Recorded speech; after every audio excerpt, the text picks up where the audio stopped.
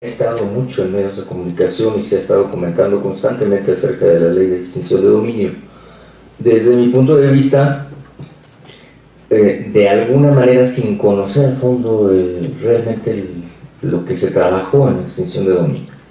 Entonces, yo voy a dar un panorama general, quizá dejando algunas provocaciones y además me voy a permitir, porque le he solicitado al director en su comprensión. Tengo que retirarme a las 6:45, entonces hasta donde el destino nos alcance, me voy a quedar aquí con mucho gusto con ustedes. Voy a tratar por eso de ser rápido en esta exposición inicial. Primero, la extinción de dominio no es una figura nueva, es una figura con la cual hemos trabajado ya desde hace muchos años. En 2008 ya con la aplicación efectiva. La Procuraduría General de Justicia de la Ciudad de México fue de las pioneras en trabajar precisamente con la extinción de dominio.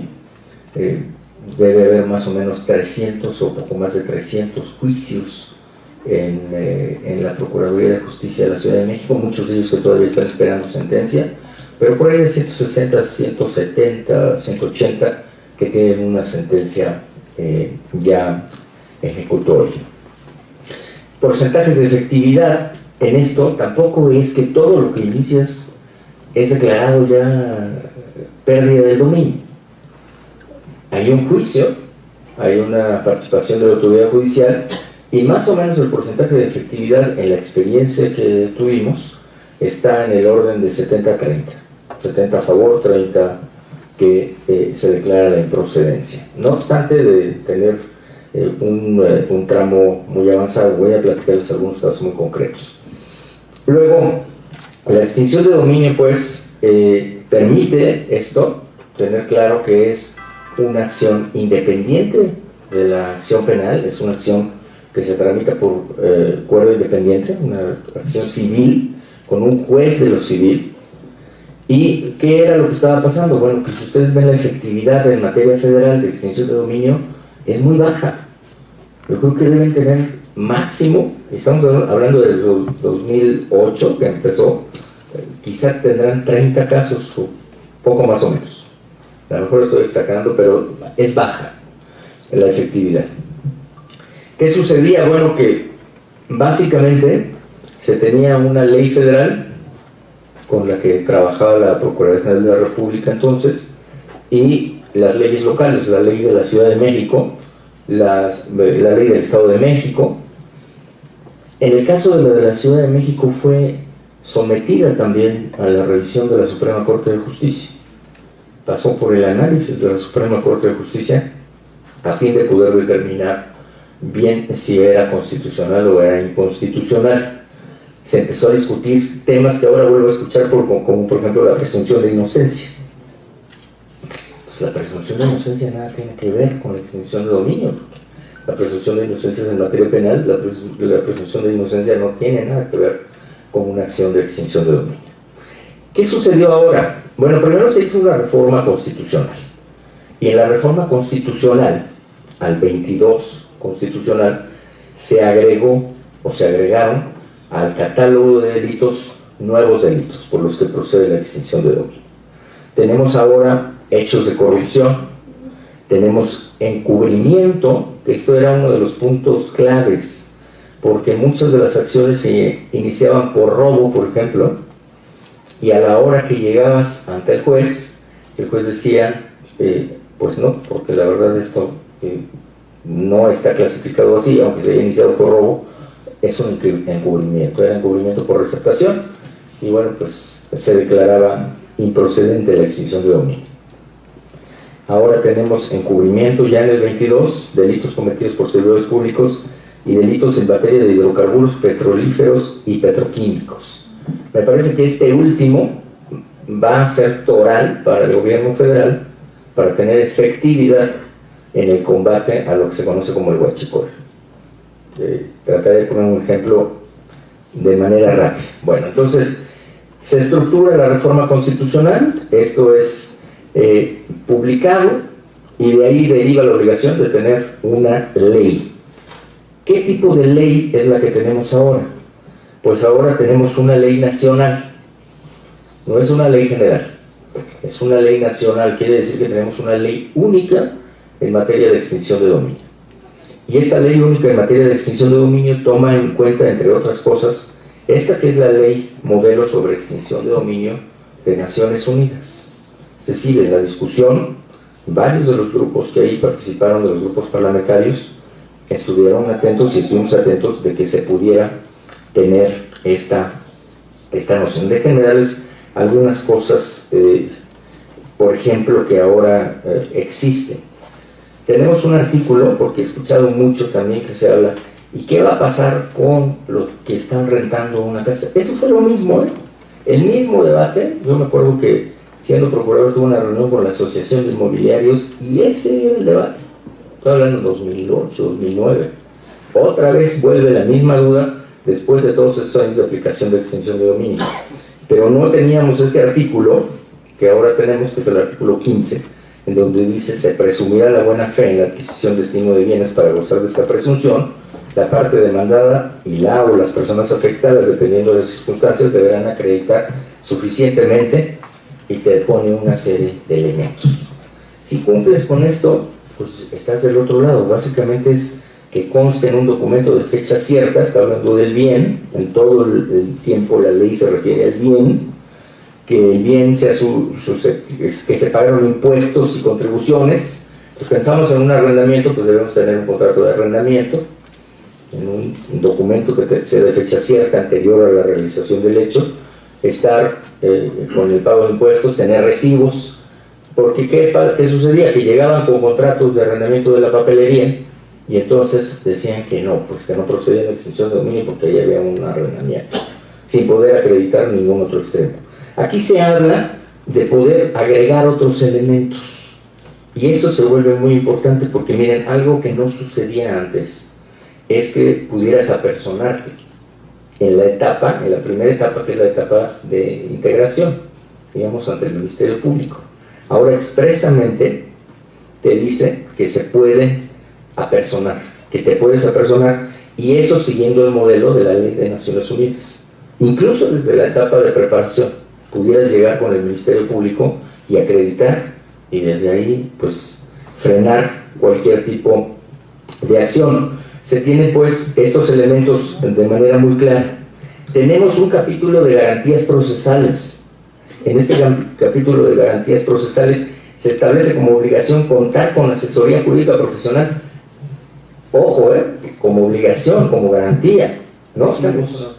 Porque ¿qué sucedía? Que llegaban con contratos de arrendamiento de la papelería y entonces decían que no, pues que no procedía la extinción de dominio porque ahí había un arrendamiento, sin poder acreditar ningún otro extremo. Aquí se habla de poder agregar otros elementos, y eso se vuelve muy importante porque miren, algo que no sucedía antes es que pudieras apersonarte en la primera etapa, que es la etapa de integración, digamos, ante el Ministerio Público. Ahora expresamente te dice que se puede apersonar, que te puedes apersonar, y eso siguiendo el modelo de la Ley de Naciones Unidas.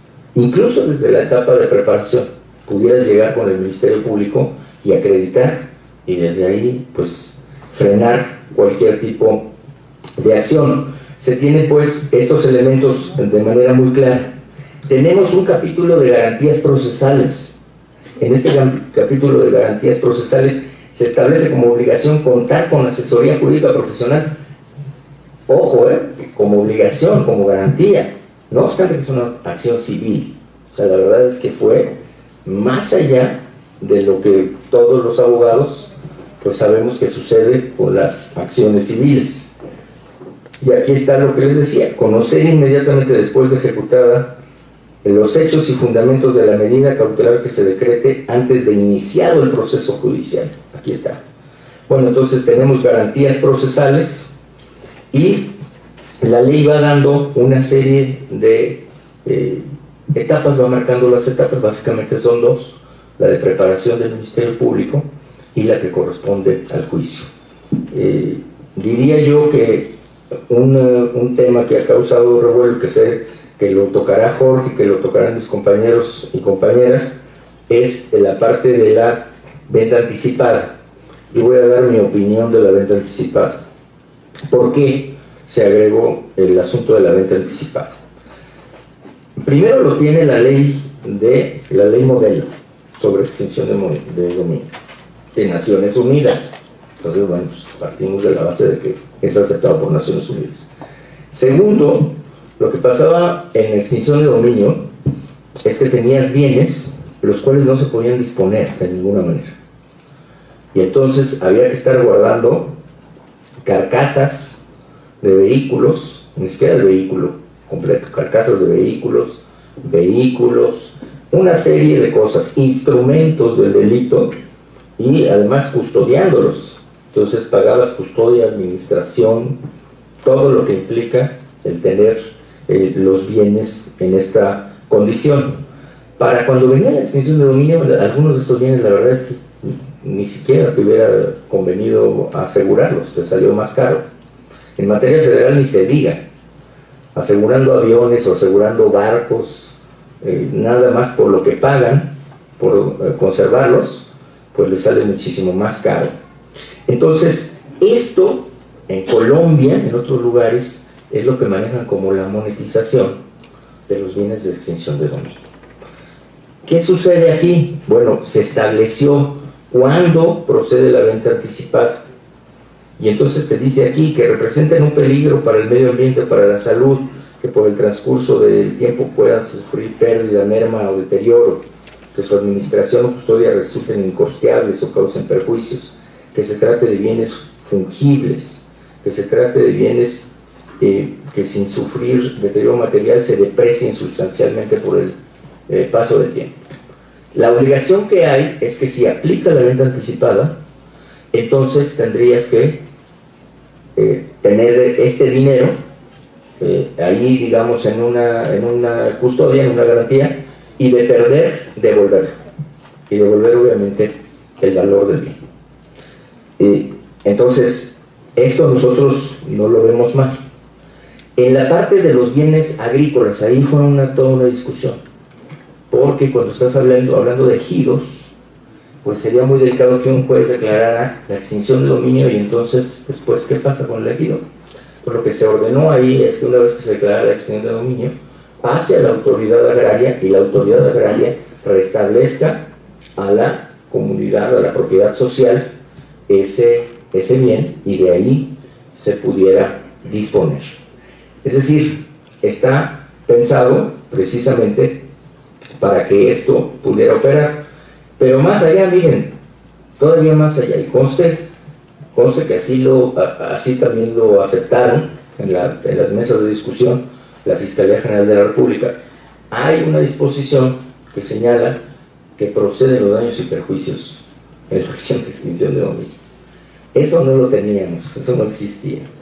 Entonces, pues los ministerios públicos yo creo que van a sentir o van a pensar 2 o 3 veces antes de iniciar las acciones de extinción de dominio, pero lo van a tener que valorar muy bien y van a tener que hacer asuntos muy bien pensados, estudiados, porque ahora esta disposición sí viene a poner una diferencia con lo que se tenía antes.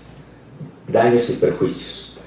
Haciendo estas cifras que les platicaba yo en un principio, pues esos 30 asuntos que finalmente se declaró que no procedía a la extinción de dominio, pues estarían sujetos a este tratamiento de daños y perjuicios. Se rige por prueba libre, no hay prueba tasada, digamos que ese es acorde con el sistema acusatorio, y voy a terminar ya nada más poniendo un ejemplo, de manera muy rápida, para diferenciar esta parte penal de la parte civil.